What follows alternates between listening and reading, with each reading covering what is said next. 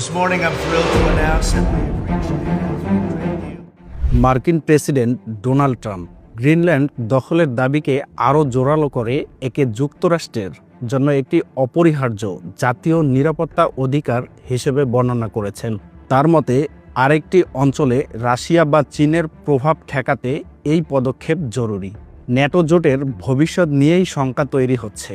প্রেসিডেন্টকে প্রশ্ন করা হয়েছিল যে গ্রিনল্যান্ড নিয়ে তার দাবি পূরণ না হলে যুক্তরাষ্ট্র ন্যাটো জোট ত্যাগ করবে কিনা। জবাবে ট্রাম্প তার পরিচিত ভঙ্গিতে বলেন, দেখা যাক কি হয়। তিনি সরাসরি ন্যাটো ছাড়ার সম্ভাবনাকে উড়িয়ে দেননি। ট্রাম্পের দাবি, গ্রিনল্যান্ড রক্ষায় ডেনমার্কের উপর ভরসা করা যায় না এবং ন্যাটো জোটের উচিত গ্রিনল্যান্ড দখলে যুক্তরাষ্ট্রকে সহায়তা করা।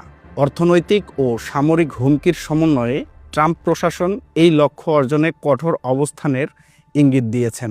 যেসব দেশ গ্রিনল্যান্ড দখলে যুক্তরাষ্ট্রের বিরোধিতা করবে তাদের উপর নতুন করে বাণিজ্য শুল্ক আরোপ করা হতে পারে এবং হোয়াইট হাউস গ্রিনল্যান্ড নিয়ন্ত্রণে শক্তি প্রয়োগের সম্ভাবনাও পুরোপুরি নাকচ করে দেন।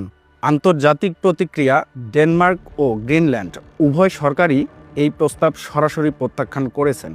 ডেনমার্কের প্রধানমন্ত্রী মেটে ফ্রেডেরিকসেন সতর্ক করে বলেছেন, কোনো ন্যাটো মিত্রের ওপর সামরিক আক্রমণ চালানো হলে তা হবে এই জোটের সমাপ্তি।